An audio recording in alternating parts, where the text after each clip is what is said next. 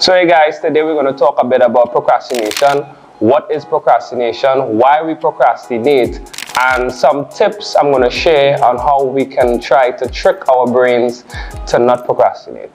So procrastination is derived from the Latin word called procrastinate, where pro means for and cras means tomorrow.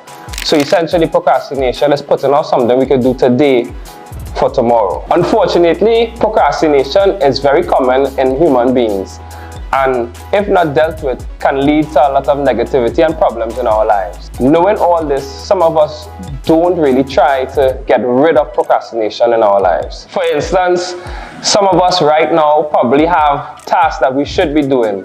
So essentially, we are procrastinating while learning how to not procrastinate. So the clock is ticking, so why can't you seem to stop? Though the psychological causes are still debated, there's a human tendency to over and underestimate the value of a reward based on its temporal proximity, which is often referred to as temporal discounting. For example, if I offered you $100 today or $110 in a month, most would take the 100 and run. But what if instead I offered you $100 in a year or $110 in a year and 1 month? Suddenly you might say to yourself, if I can wait a year, I can wait the extra month. But the time and value difference are the same in each example. It turns out that the human motivation is highly influenced by how imminent the reward is perceived to be, meaning the further away the reward is, the more you discount its value. On top of this, every time something enjoyable happens, you get a dose of dopamine, which releases neurons in your brain, which ultimately makes you repeat that behavior again. So video games and scrolling on social media, this gives you a short, continuous reward system versus studying for an exam, which is a future, but it's a one-time type reward. So how do we overcome the intrinsic urge to put off so many tasks? There isn't just one solution. We need to create a reward system, possibly rewarding ourselves with a snack or some other enjoyable activity that will differ from person to person. The Pomodoro technique makes use of a timer to work for 25 minutes straight, and when you're done, reward yourself with a 5-minute break. Then start the clock working again, gradually increasing the amount of work time you put in. This will improve your high-level executive functioning. So acknowledge your procrastination. It's highly likely that your future self is going to procrastinate, but try imposing short deadlines to add some fire into you so that you can execute. Also try to enjoy the process of achieving something. You don't want to be thinking to yourself that I have 20 more minutes of torture in order to complete this task. You want to know why you're doing it. You want to think that you're doing something positive, something great, and work towards that. Oftentimes, procrastination is a symptom and not a cause, and being properly motivated will take you very far. Finally, you want to remove temptations. Put your phone in another room. Put your phone on Do Not Disturb.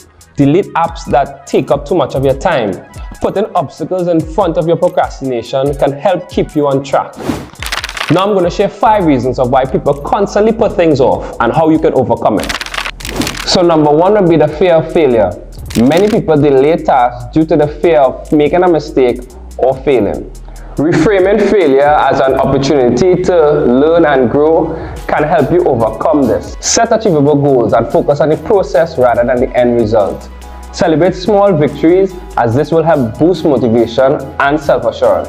And number 2, a lack of motivation. Sometimes people put off a task because they don't have the drive to do so, or they don't see the significance of accomplishing a particular task. To get around this, try dissecting your projects into smaller chunks and try doing one chunk at a time, and give yourself praise every time you succeed.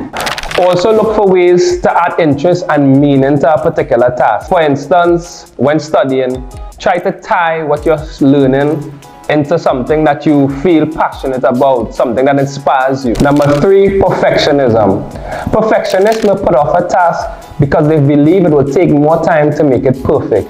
They may be afraid of criticism and even judgment. Setting reasonable standards and understanding that flaws and errors are all part of the learning process are ways to overcome this. Recognize that sometimes good enough is sufficient, and put more emphasis on progress rather than perfection. And number 4, overwhelm. When someone is overwhelmed by a task, they may put it off out of just being unsure where to begin. So again, to deal with this, you want to dissect your task and have a list of the more crucial tasks give that a high level of priority. And in order to get the momentum and boost your confidence, you want to start with the more simple, enjoyable tasks. So number 5 would be distractions, and I believe distractions are a major cause of procrastination. And distractions are everywhere.